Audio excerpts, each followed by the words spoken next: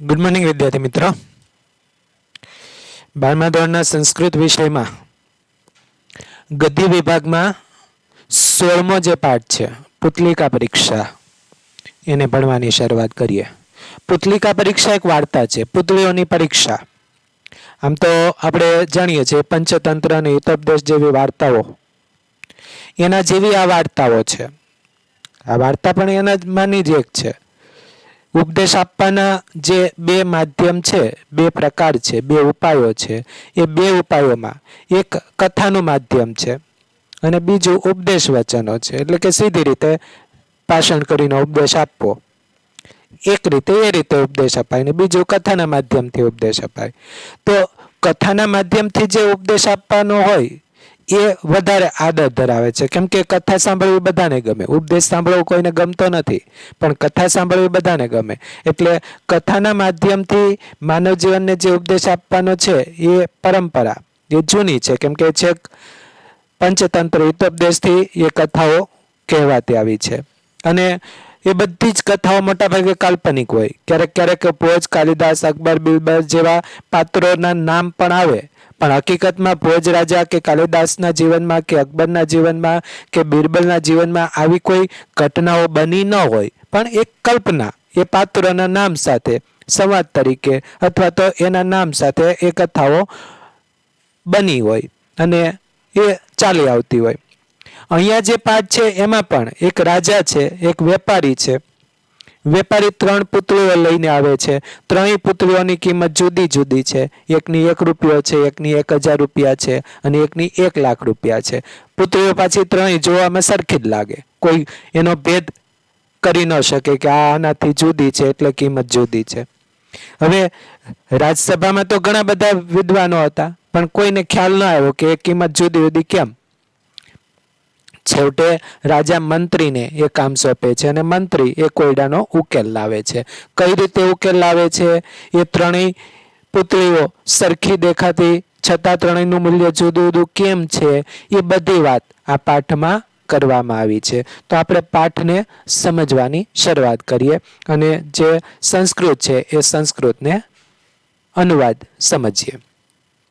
એકદા એકસ્યામ નૃપ સભાયામ, એકવાર એક નૃપ સભાયામ એટલે રાજાની સભામાં, કંચિત એટલે કોઈક, વૈદેશિક એટલે વિદેશી, કોઈક વિદેશી વેપારી સમાગત હોય એટલે આવ્યો। એકવાર એક રાજાની સભામાં કોઈક વિદેશી વેપારી આવ્યો।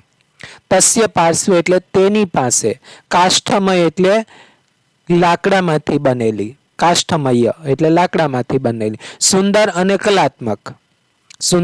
કલાત્મક એવી આકાર, પ્રકાર, ભાર એટલે વજન, રૂપ અને રાગ એટલે રંગ, ચ એટલે અને આગળ લઈ લો, રૂપ અને રંગમાં એક સરખી, તિસ્રહ એટલે 3 પુતળીઓ આસન એટલે હતી। તો તેની પાસે લાકડામાંથી બનાવેલી સુંદર અને કલાત્મક એવી આકાર, પ્રકાર, ભાર એટલે કે વજન, રૂપ અને રંગમાં એક સરખી દેખાતી 3 પુતળીઓ હતી। રાજસભામાં ઉપસ્થિત અસો વણિક, રાજસભામાં હાજર થયેલા તે વણિકે, તાહા પુતલિકા એટલે કે તે પુતળીઓ, નૃપમ પ્રદર્શયતી એટલે કે રાજાને બતાવે છે। રાજસભામાં હાજર થયેલો તે વેપારી તે પુતળીઓ રાજાને બતાવે છે। નૃપમ પ્રદર્શયતી રાજાને બતાવે છે। નૃપતિ રાજા, સ્વ કર કમલ્યો, પોતાના સ્વ એટલે પોતાના, કર એટલે હાથ અથવા હસ્ત, પોતાના હસ્તકમળમાં લઈને, ગૃહીત્વા એટલે લઈને, તાહા પશ્યતિ એટલે તેને જુએ છે। રાજા પોતાના હસ્તકમળમાં લઈને તેને જુએ છે, એટલે કે તે પુતળીઓને જુએ છે। કલાત્મિકાતા એટલે કે કલાત્મક એવી તે એટલે તે પુતળીઓ, નૃપતે મનઃ હરંતી રાજાનું મન હરી લે છે।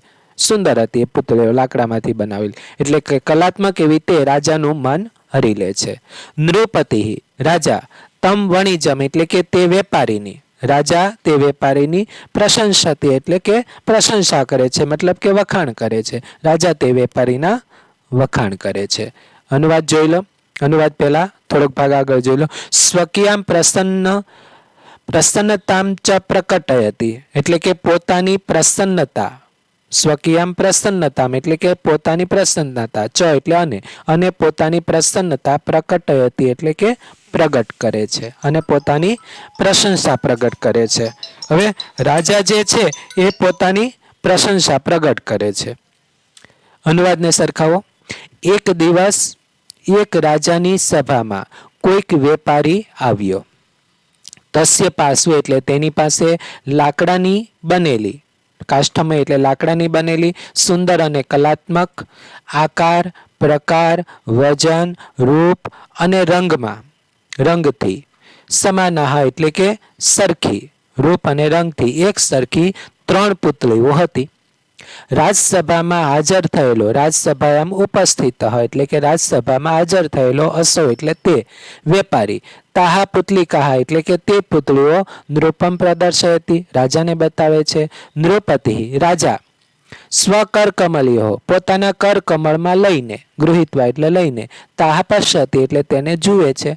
કલાત્મિકા તા એટલે કે કલાત્મક એવી તે પુતળીઓ રાજાનું મન હરી લે છે. રાજા તે વેપારીની પ્રશંસા કરે છે અને પોતાની પ્રસન્નતા પ્રગટ કરે છે. આગળ પેરેગ્રાફ જુઓ. નૃપતિમ પ્રસન્નમ દ્રષ્ટવા રાજાને પ્રસન્ન જોઈને, પ્રસન્નમ દ્રષ્ટવા એટલે રાજાને પ્રસન્ન જોઈને, અસો વણિક એટલે તે વેપારી, તાહા એટલે કે તે એટલે તે પુતળીઓ, ક્રેતુમ એટલે કે ખરીદવા માટેની, પ્રાર્થિતવાન એટલે કે વિનંતી કરે છે, પ્રાર્થના કરે છે. રાજાની પ્રસન્નતા જોઈને તે વેપારી તેને એટલે કે તે પુતળીઓને ખરીદવાની પ્રાર્થના કરે છે, વિનંતી કરે છે. તતઃ પછી નૃપતિ વણિજમ એટલે કે રાજા વેપારીને તાશામ મૂલ્યમ પૃચ્છતિ એટલે કે તેનું મૂલ્ય પૂછે છે.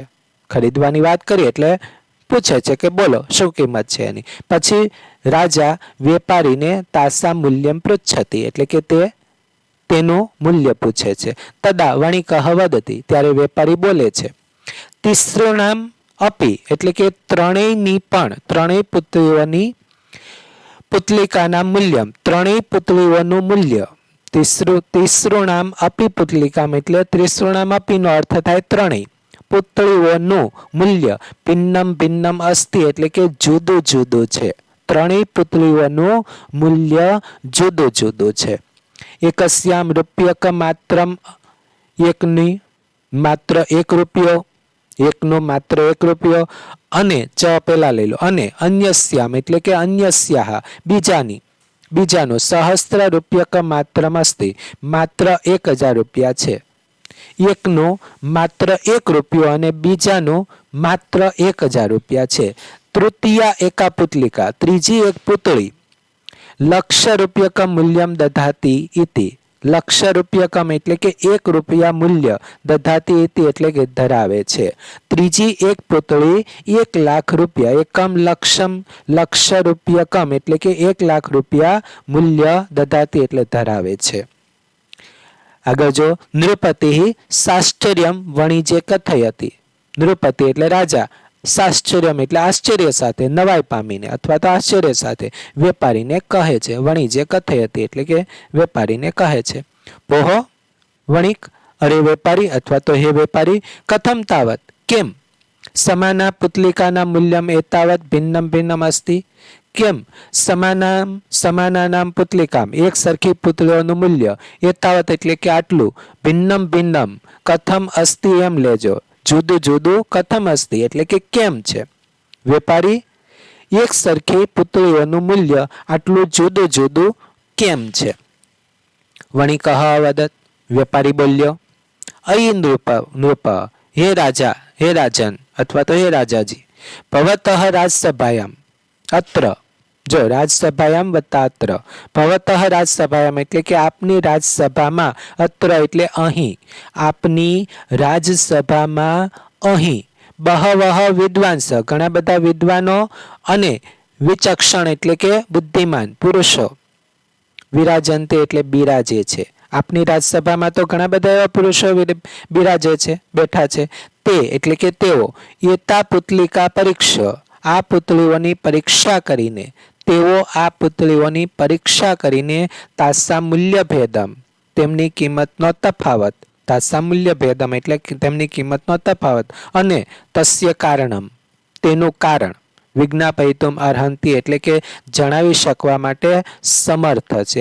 અર્હંતિ એટલે સમર્થ છે, તેનું કારણ જણાવી શકવા માટે સમર્થ છે. અતઃ આથી તાન એવ એટલે તેમને જ, પણ વચ્ચે શબ્દ મૂકો એવું પેલા રાજ્યસભા સદસ્યાન, તાન રાજ્યસભા સદસ્યાન એવ તે રાજ્યસભાના સભ્યોને, પછી એવ એટલે જ, આથી તે રાજ્યસભાના સભ્યોને જ એ તદ પૃચ્છતું એટલે કે એ પૂછો. એટલે રાજાને કીધું કે તમે એને જ પૂછો, મારી પાસે શું કામ કિંમત જાણવી છે? તમારા રાજ્યસભામાં ઘણા વિદ્વાનો છે. અનુવાદને સરખાવો. નૃપતિમ પ્રસન્નમ દ્રષ્ટવા, રાજાને પ્રસન્ન થયેલા જોઈને તે વેપારી તેને ખરીદવા વિનંતી કરે છે. તાહા ક્રેતુમ પ્રાર્થિતવાન એટલે તેને ખરીદવા વિનંતી કરે છે. પછી રાજા, નૃપતિ એટલે રાજા, વણિજમ એટલે વેપારીને તાસા મૂલ્યમ પૃચ્છતિ તેમનું મૂલ્ય પૂછે છે. તદા વણિકા વદતી ત્યારે વેપારી બોલે છે, ત્રણેય પુતળીઓનું મૂલ્ય જુદું જુદું છે. એકસ્યામ એટલે કે એકનું, માત્ર રૂપ્યકમ એટલે કે ફક્ત એક જ રૂપિયો, અને ચ એટલે અને, અન્યસામ એટલે બીજીનું, માત્ર 1000 રૂપિયા છે. ત્રીજી એક પુતળી, તૃતીયા એકા પુતલિકા એટલે ત્રીજી એક પુતળી 1,00,000 રૂપિયા મૂલ્ય દધાતી એટલે કે ધરાવે છે. નૃપતિ આશ્ચર્યમ વણિજ્ય કથયતિ, રાજા આશ્ચર્ય સાથે વેપારીને કહે છે. ભો વણિકઃ એટલે કે અરે વેપારી, એક સમાનામ પુતલિકાનામ એટલે કે એક સરખી પુતળીઓનું મૂલ્ય, એ તાવત એટલે કે આટલું, ભિન્નમ ભિન્નમ કિમ અસ્તિ તાવત છોડી દેવાનું છે. ભિન્નમ ભિન્નમ એટલે જુદું જુદું, કથમ અસ્તિ એટલે કેમ છે. વણિકઃ વદત વેપારી બોલ્યો, અયી નૃપઃ હે રાજન, ભવતઃ રાજસભાયામ આપની સભામાં અથવા તો આપની રાજસભામાં, અત્ર એટલે અહીં, બહવ એટલે ઘણા બધા વિદ્વાન અને વિચક્ષણ એટલે બુદ્ધિશાળી પુરુષો, બિરાજંતી એટલે બિરાજે છે. તેઓ યતામ પુતલિકામ આ પુતળીઓની પરીક્ષા કરીને, તાશા મૂલ્ય ભેદમ એટલે તેમની કિંમતનો અથવા મૂલ્યનો ભેદ અથવા તફાવત, અને તેનું કારણ જણાવવા માટે અર્હંતી એટલે સમર્થ છે. આથી તે રાજ્યસભાના સભ્યોને જ એ તદ પૃચ્છતું એટલે આ પૂછો. આગળ જુઓ. નૃપઃ ઉપસ્થિતેભ્ય, રાજા ઉપસ્થિતભ્ય એટલે કે હાજર રહેલા રાજ્યસભાના સભ્યોને, રાજા હાજર રહેલા રાજ્યસભાના સભ્યોને પુતળીઓનું મૂલ્ય, પુતલિકાના મૂલ્યમ એટલે પુતળીઓનું મૂલ્ય, અને ચ એટલે અને, તત્ર કારણમ એટલે કે તેનું કારણ, વિજ્ઞાપયિતુમ નિવેદિતવાન એટલે કે જણાવવા માટે નિવેદન કરે છે, વિનંતી કરે છે.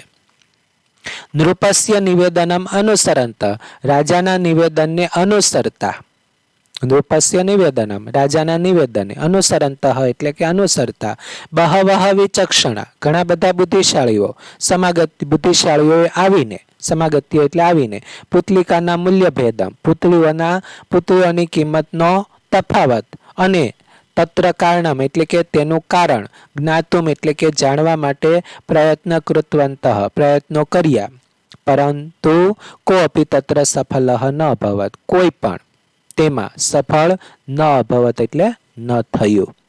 તતઃ પછી અસો નૃપઃ એટલે કે તે રાજા, પછી તે રાજા તત્ કાર્યમ એટલે તે કાર્ય, મંત્રીને સમર્પિતવાનો એટલે કે મંત્રીને સોંપે છે, એટલે ભૂતકાળમાં લઈએ તો સોંપ્યું, પછી તે રાજાએ તે કાર્ય મંત્રીને સોંપ્યું.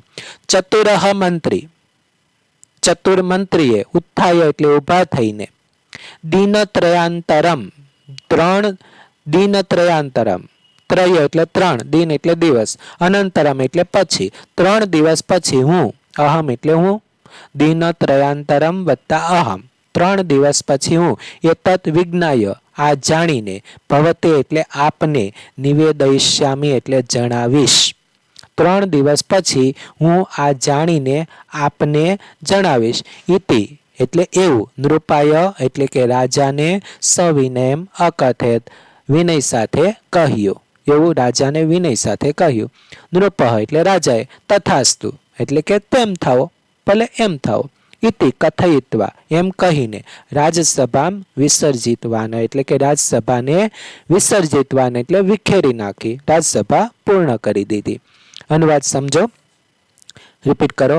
રાજાએ ઉપસ્થિતેભ્યઃ એટલે હાજર રહેલા રાજસભાના સભ્યોને પુત્રીઓનું મૂલ્ય અને તેનું કારણ જાણવા માટે નિવેદિતવાન એટલે સૂચન કર્યું અથવા તો નિવેદન કર્યું.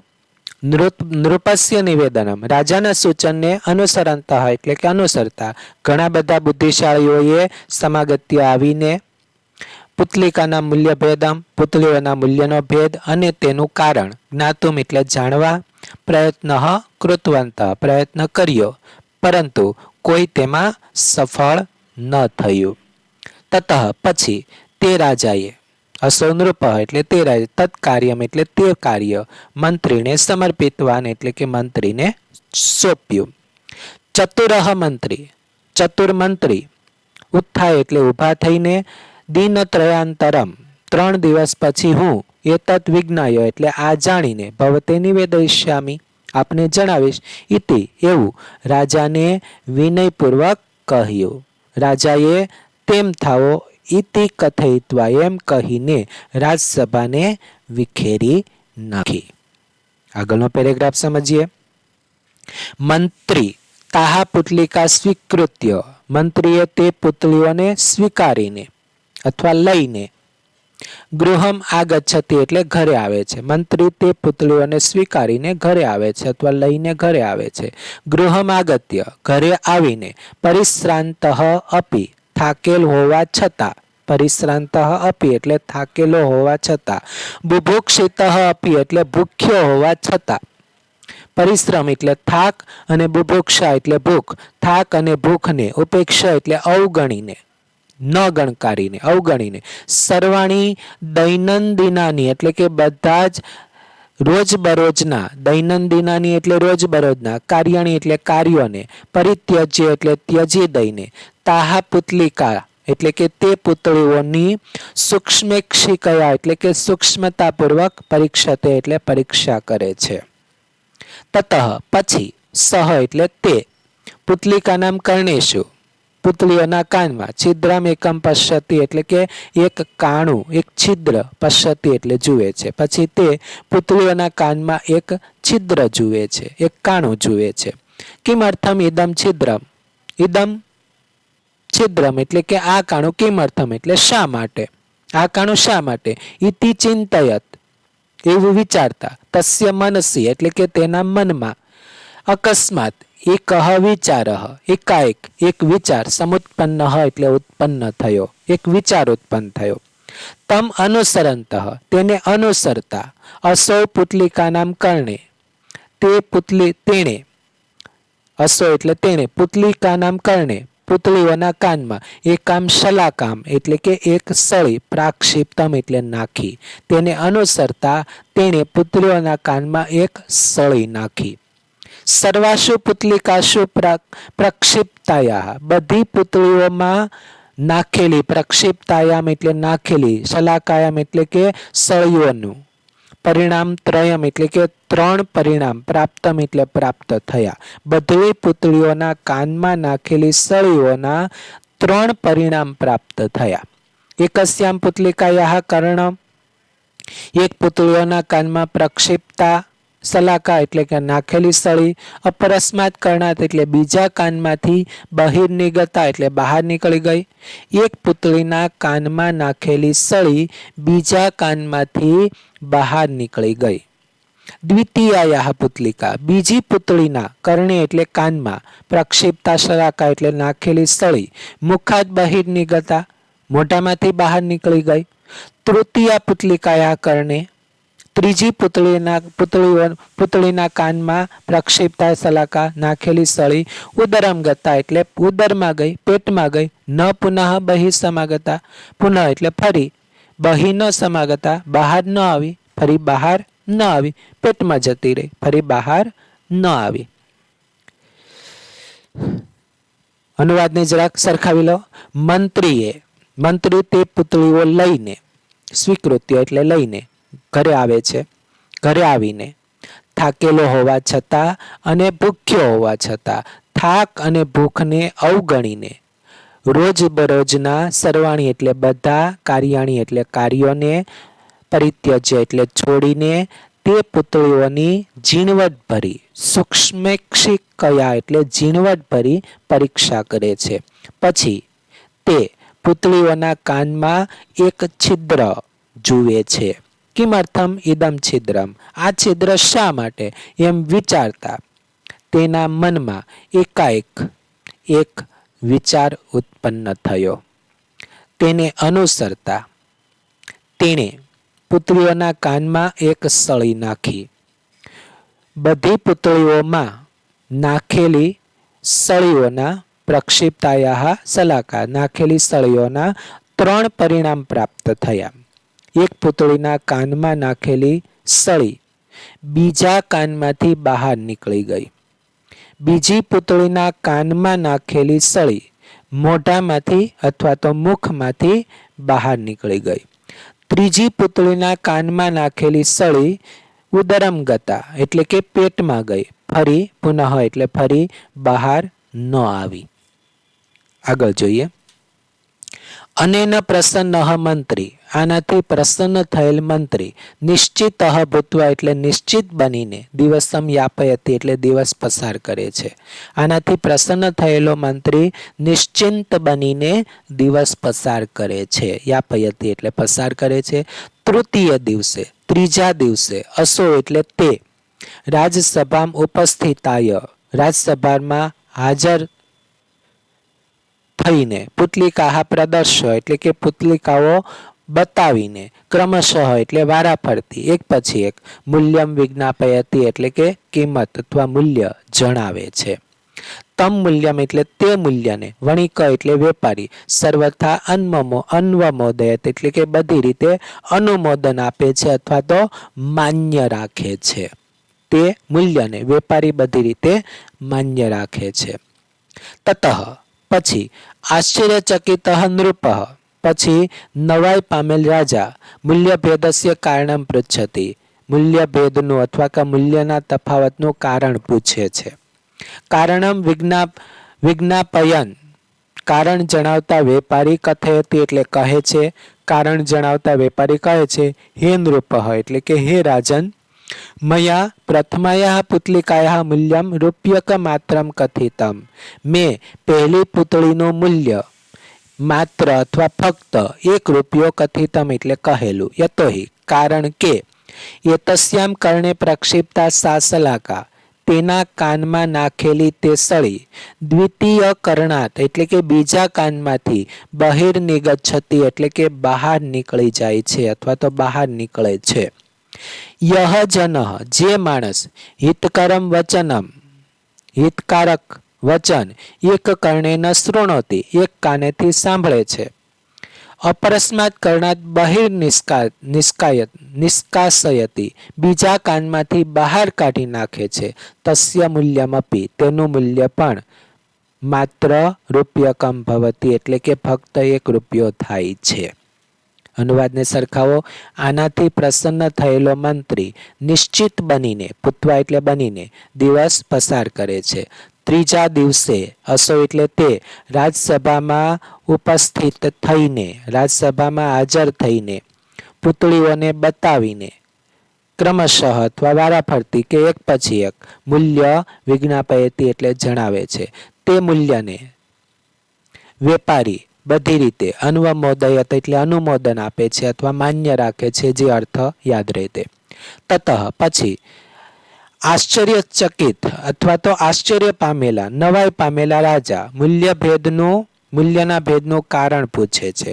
કારણ જણાવતા વેપારી કથયતી એટલે કહે છે, હે રાજન, મેં પહેલી પુતળીનું મૂલ્ય માત્ર અથવા ફક્ત ₹1 કહેલું. કારણ કે, યતોહિ એટલે કારણ કે, એના કાનમાં નાખેલી તે સળી, સે નહીં પણ તે લેવાનું, તેના કાનમાં નાખેલી તે સળી બીજા કાનમાંથી, દ્વિતીયાત કર્ણાત એટલે બીજા કાનમાંથી બહાર નીકળી જાય છે. બહિર્નિર્ગચ્છતિ એટલે બહાર નીકળી જાય છે. જે માણસ હિતકારક વચન એક કાનેથી સાંભળે છે, અને બીજા કાનમાંથી બહાર કાઢી નાખે છે તેનું મૂલ્ય પણ તેની તસ્ય મૂલ્યમપી તેનું મૂલ્ય પણ ફક્ત માત્ર એટલે ફક્ત 1 રૂપિયો માત્ર 1 રૂપિયો ભવતી એટલે થાય છે. આગળનો પેરેગ્રાફ જોઈએ. દ્વિતીયાહ પુતલિકાયાહ મૂલ્યમ, બીજી પુતળીનું મૂલ્ય સહસ્ત્ર રૂપિયા માત્રમ કથિતમ, માત્ર 1000 રૂપિયા કહેલું, ફક્ત 1000 રૂપિયા કહેલું. યતોહિ કારણ કે યતસ્યામ કર્ણે પ્રક્ષિપ્તા શલાકા, તેના કાનમાં નાખેલી સળી મુખાત નિર્ગચ્છતિ, મુખમાંથી બહાર નીકળી જાય છે. એક માણસ હિતકરમ વચનમ કર્ણાભ્યામ શૃણોતિ, હિતકારક વચન કર્ણાભ્યામ એટલે બંને કાનેથી, શૃણોતિ એટલે સાંભળે છે. તદંતરમ ત્યાર પછી, અસો એટલે તે માણસ, તત હિતકરમ વચનમ તે હિતકારક વચન પરેભ્ય ઉપદિશતિ બીજાને ઉપદેશે છે, બીજાને કહે છે, બીજાને ઉપદેશ કરે છે. પરંતુ સ્વયં તત્ર ન પ્રવર્તતે, પરંતુ સ્વયં એટલે પોતે, તત્ર એટલે તેમાં, ન પ્રવર્તતે એટલે પ્રવૃત્ત થતો નથી, તેનું પાલન કરતો નથી. પરંતુ પોતે તેમાં પ્રવૃત્ત થતો નથી, પરંતુ સ્વયં એટલે પોતે, તત્ર એટલે તેમાં, ન પ્રવર્તતે એટલે પ્રવૃત્ત થતો નથી. એતાદૃશસ્ય જનસ્ય મૂલ્યમ, આવા પ્રકારના માણસનું મૂલ્ય માત્ર, આગળ લઈ લો, માત્ર 1000 રૂપિયા ભવતી એટલે થાય છે. હવે આના અનુવાદને સરખાવો. બીજી પુતળીનું મૂલ્ય, દ્વિતીય પુતલિકા મૂલ્ય, બીજી પુતળીનું મૂલ્ય માત્ર 1000 રૂપિયા કહેલું. યતોહિ કારણ કે એના કાનમાં નાખેલી સળી મુખમાંથી બહાર નીકળી જાય છે. એક માણસ હિતકારક વચન બંને કાનેથી, બે કાનેથી સાંભળે છે. ત્યાર પછી તે એટલે તે માણસ, અસો એટલે તે, તત હિતકરમ વચનમ તે હિતકારી વચન બીજાને ઉપદેશે છે. પરંતુ પોતે તેમાં ન પ્રવર્તતે એટલે પ્રવૃત્ત થતો નથી. આવા માણસનું મૂલ્ય માત્ર 1000 રૂપિયા થાય છે. આગળનો પેરેગ્રાફ જુઓ. તૃતીયાહ મુતલિકાયાહ મૂલ્યમ, ત્રીજી પુતળીનું મૂલ્ય લક્ષ રૂપ્યક કથિતમ, 1 લાખ રૂપિયા કહેલું. યતોહિ કારણ કે એતસ્યાહ કર્ણે પ્રક્ષિપ્તા શલાકા, એના કાનમાં નાખેલી સળી ઉદરમ ગતા પેટમાં ગઈ, ન પ્રત્યાવર્તતે પાછી ન આવી. યહ જનઃ જે માણસ હિતકરમ વચનમ કર્ણાભ્યામ શૃણોતિ એટલે કે હિતકારક વચન બંને કાનેથી સાંભળે છે. તદંતરમ ત્યાર પછી, અસો એટલે તે માણસ, તત હિતકરમ વચનમ તે કલ્યાણકારી વચન સ્વમનસી સ્થાપયિત્વા પોતાના મનમાં ઉતારે છે અથવા તો પોતાના મનમાં સ્થાપે છે. અને સ્વજીવને એટલે પોતાના જીવનમાં, યથા પ્રસંગમ એટલે પ્રસંગ પ્રમાણે, તત પરિપાલયતી એટલે તેનું પાલન કરે છે. એતાદૃશસ્ય જનસ્ય મૂલ્યમ અધિકમ સ્યાત, આવા માણસનું મૂલ્ય અધિકમ સ્યાત એટલે વધારે હોવું જોઈએ. આવા માણસનું મૂલ્ય અધિકમ સ્યાત એટલે વધારે હોવું જોઈએ. ઇતિ વિચાર્ય એમ વિચારીને, અસ્ય મૂલ્યમ એનું મૂલ્ય લક્ષ રૂપ્યકાત્મકમ નિર્ધારિતમ અસ્તિ, 1 લાખ રૂપિયા જેટલું નિર્ધારિતમ અસ્તિ એટલે નક્કી કરેલું છે અથવા નિર્ધારિત કરેલું છે. અનુવાદને સરખાવો. પહેલા એક વાક્ય લઈ લો. સમાનામ પુતલિકાનામ અસમાન્ય મૂલ્યે, એક સમાન દેખાતી પુતળીઓના અસમાન અથવા તો જુદા જુદા મૂલ્ય પાછળ, ઇદમ તાત્વિકે ચિંતનમ આ તાત્વિક ચિંતન, નિહિતમ અસ્તિ એટલે કે રહેલું છે. અનુવાદ સરખાવો. ત્રીજી પુતળીનું મૂલ્ય લક્ષ રૂપ્યકમ એટલે 1 લાખ રૂપિયા કથિતમ એટલે કહેલું. યતોહિ કારણ કે એના, અહીંયા સુધારો કરજો, એતસ્યામ કર્ણે એટલે કે એના કાનમાં નાખેલી સળી ઉદરમ ગતા એટલે પેટમાં ગઈ, ન પ્રત્યાગતા એટલે પાછી બહાર ન આવી. યહ જનઃ જે માણસ હિતકરમ વચનમ કર્ણાભ્યામ સુનોતિ હિતકારી વચન બે કાનેથી સાંભળે છે. તદંતરમ ત્યાર પછી, અસૌ એટલે કે તે માણસ, તત હિતકરમ વચનમ તે હિતકારી વચનને સ્વમનસી સ્થાપયિત્વા એટલે કે પોતાના મનમાં ઉતારીને, સ્વજીવને એટલે પોતાના જીવનમાં, યથા પ્રસંગમ એટલે કે પ્રસંગ પ્રમાણે તત્પરિપાલયંતી એટલે તેનું પાલન કરે છે. એતાદૃશસ્ય જનસ્ય આવા માણસનું મૂલ્યમ અધિકમ સ્યાત મૂલ્ય વધુ સ્યાત એટલે હોવું જોઈએ. ઇતિ વિચાર્ય એમ વિચારીને અસ્ય મૂલ્યમ એટલે એનું મૂલ્ય 1,00,000 રૂપિયા જેટલું લક્ષ રૂપ્યક આત્મક એટલે 1,00,000 રૂપિયા જેટલું નિર્ધારિત અમસ્તી એટલે નક્કી કર્યું છે. અને છેલ્લી પંક્તિ સમાના પુતલિકા નામ એટલે કે એક સમાન પુત્રીઓના અસમાન મૂલ્યમાં એટલે અસમાન મૂલ્યમાં ઈદમ એટલે કે આ તાત્વિક ચિંતન નિહિતમ અસ્તિ એટલે રહેલું છે. તો અહીંયા આપણે આ આખો પાઠ જોયો કેવી રીતે પુત્રીઓની મંત્રીએ પરીક્ષા કરી અને એ 3 પુત્રીઓ દ્વારા કેવો બોધ આપવામાં આવ્યો છે આ વાર્તામાં એ ખાસ આ વાર્તા દ્વારા જણાવવામાં આવ્યું છે. અહીંયા જે MCQ પ્રશ્નો છે એ જવાબ સાથે મેં મૂક્યા છે. આ છે એ બધો જવાબ છે. એ બધા તમારે જોઈ લેજો કેમ કે હું વાંચી અને તમને જણાવું એના કરતાં તમે આ વિડીયો લેક્ચરમાં જ જોતા જાઓ, પીપીટી સાથે સરખાવતા જાઓ અને એ તમારે નોટમાં પણ લખી લેવાના છે. 1 થી 9 અહીંયા આપેલા છે, ત્યાર પછી 10 થી 16 છે. આ બધા જ MCQ બોર્ડની પરીક્ષામાં પૂછાતા અગત્યના MCQ ને ધ્યાનમાં રાખવાના. એકવાર નજર ખાસ કરી લેવી તો જ બોર્ડની પરીક્ષામાં એ યાદ આવશે. ત્યાર પછી 17 થી 26 છે અને 27 થી 32 છે. આ બહુ અગત્યના MCQ પ્રશ્નો છે. MCQ પ્રશ્નો પછી જુઓ વાક્યોને સંદર્ભ સાથે સમજાવો એ છે. તો એમાં જે વાક્ય છે એની સમજૂતી ઉદાહરણ રૂપે આપણે અહીં મૂકેલી છે. બીજું વાક્ય છે એની સમજૂતી, ત્રીજું વાક્ય છે એની સમજૂતી પણ 2 ભાગમાં અહીંયા મૂકી છે.